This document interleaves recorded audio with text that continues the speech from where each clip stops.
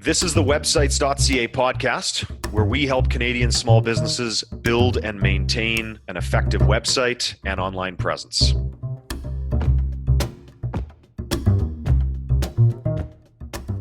Hello, everybody. Sean Corbett here, websites.ca marketing.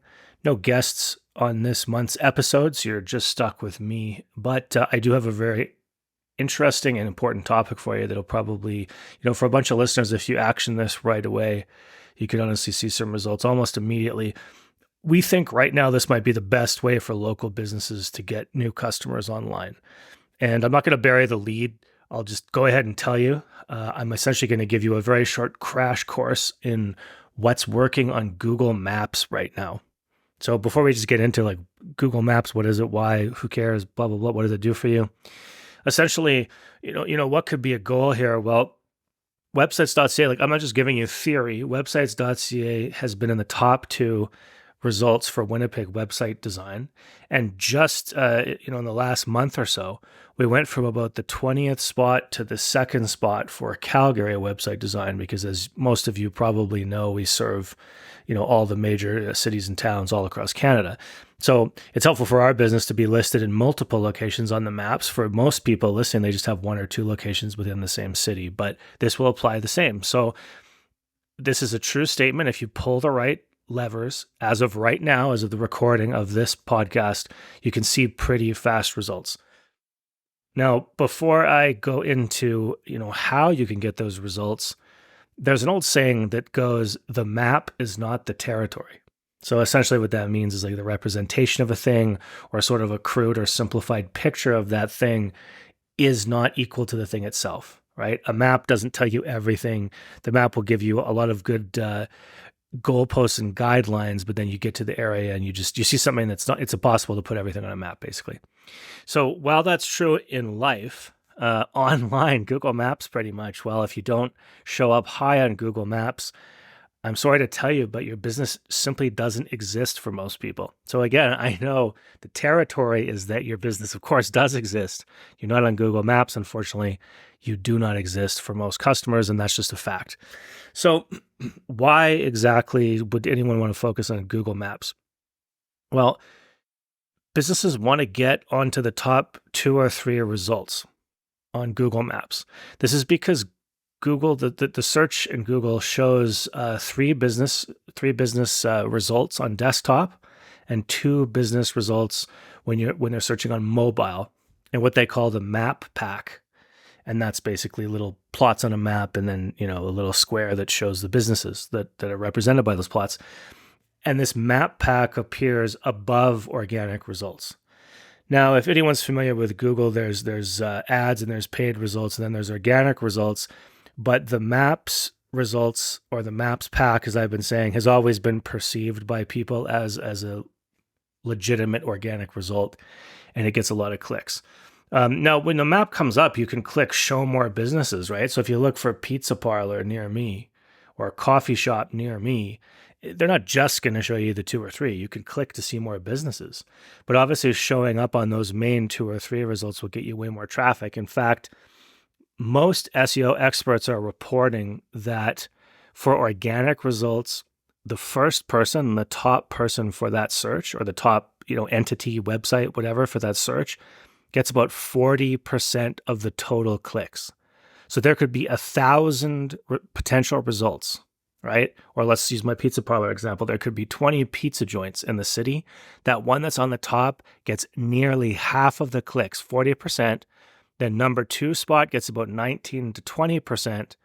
Number 3 spot gets about 10%. And then, like I was saying at the start of the podcast episode, everybody else, may as well not exist as far as everyone's concerned. So that's why you want to pay attention to Google Maps.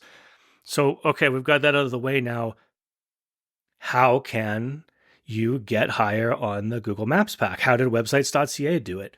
I am going to go real fast here, so you may have to take notes or listen to this episode a couple times, but trust me, this is the stuff that we looked at and tested that worked. And what didn't work, I'm not going to put it in this episode. So Number one, make sure you've completed your profile. Okay.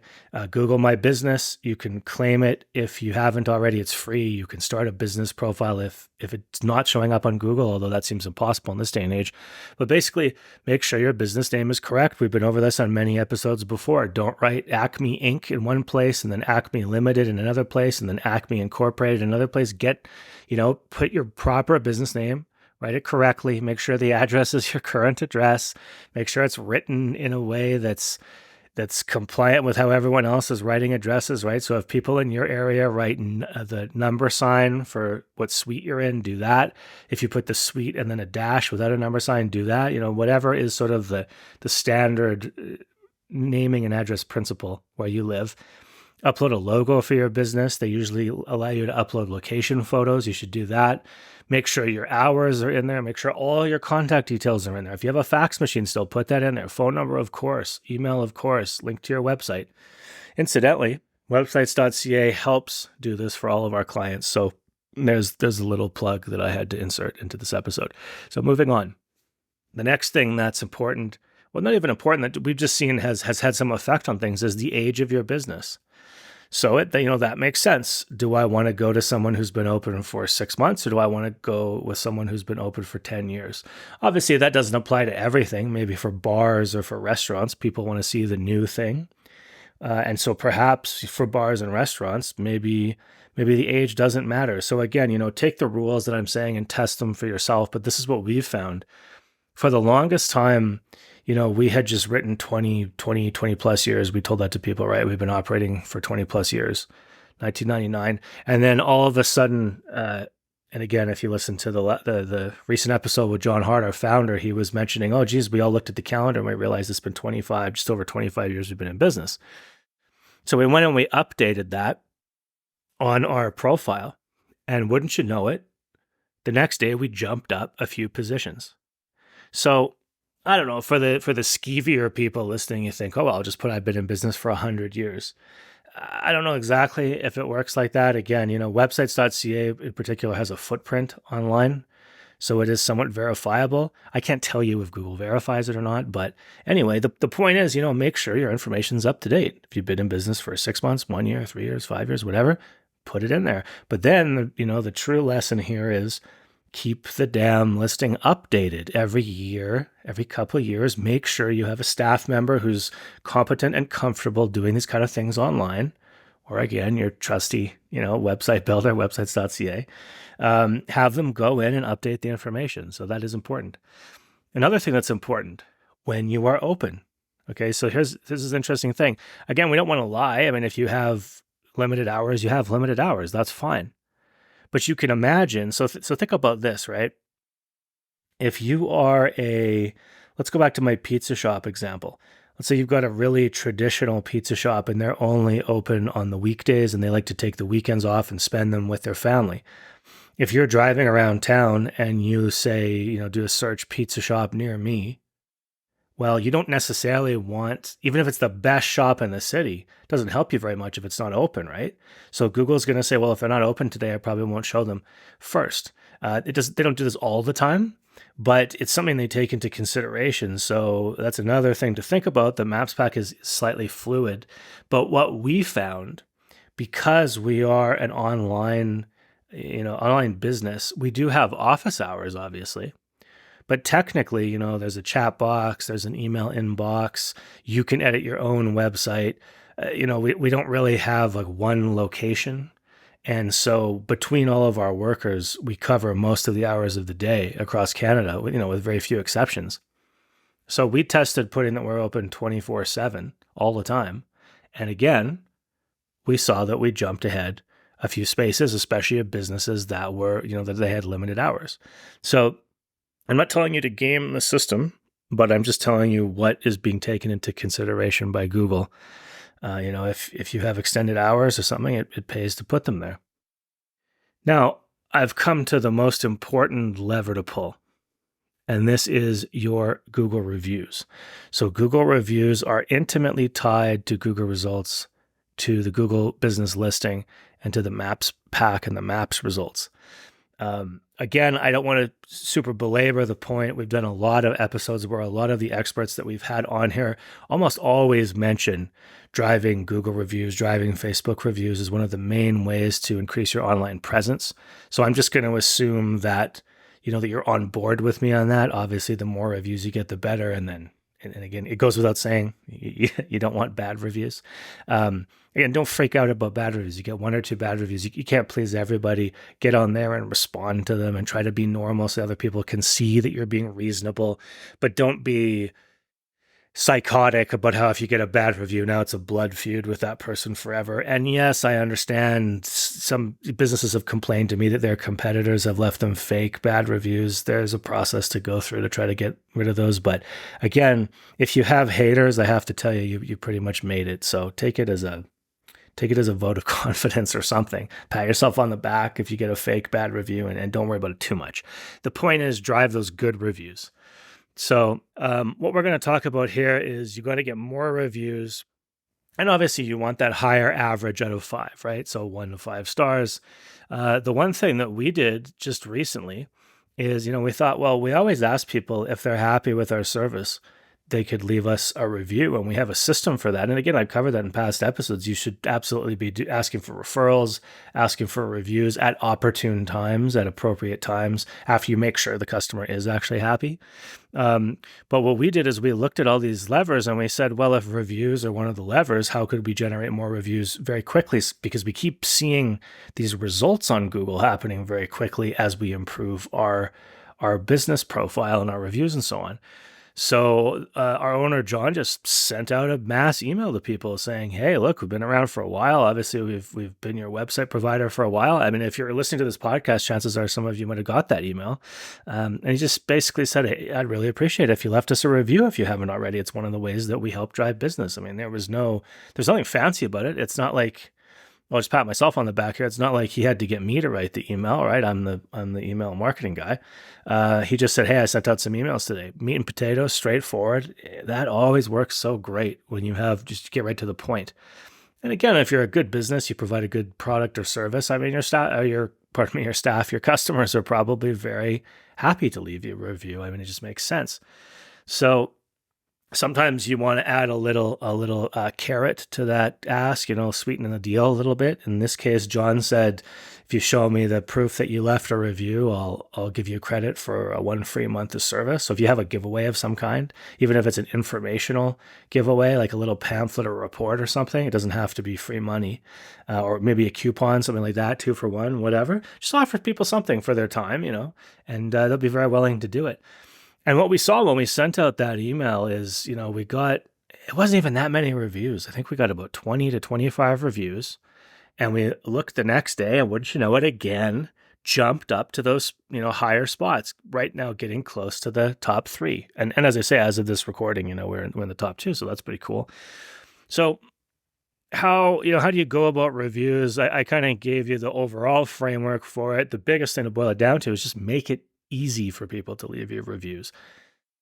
Asking is the first hurdle. The second one is showing people how to do it. Really simple. Here's a link. Okay.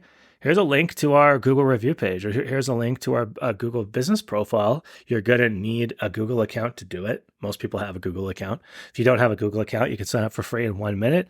Look, if you're happy with our service and product, then please, would really appreciate it. Just leave us a 5-star review. It doesn't have to be anything more complicated than that. Now, the review doesn't necessarily need to have words. People can just go on and leave you a ranking or a rating.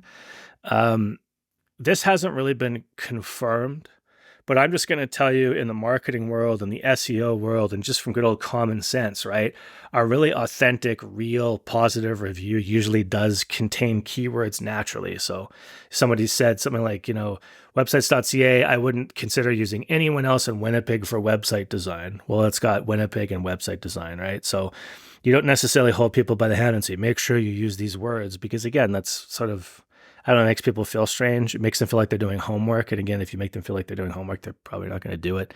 But just making you aware that when somebody leaves a glowing and passionate and real review, they often themselves think of keywords, and it just makes sense that would help.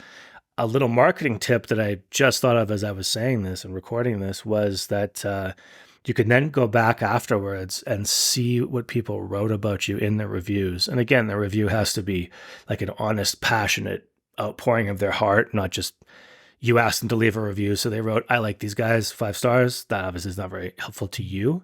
But you and your staff, especially your marketing team, can go and read how people describe your service, how they describe the benefits of your service. And sometimes you can get headlines for your next ad or subject lines for your next email from those review descriptions. So any input from customers when it's very honest and from the gut can actually be extremely helpful for marketing in many different ways. I mentioned it a few times, you don't want to fake it.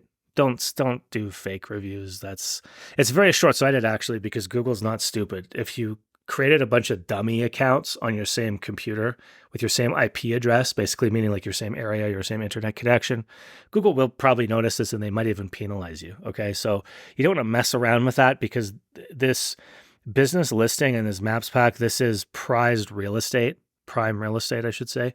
So messing around with this kind of thing and being very short-sighted and trying to game the system, it might even work for a little while, but eventually everyone ends up getting paddled. So just ask real people, other people for reviews. Of course, you can ask friends in your area. Maybe they haven't been customers in 10 years, or maybe necessarily never have been a customer, but they've been around your customers.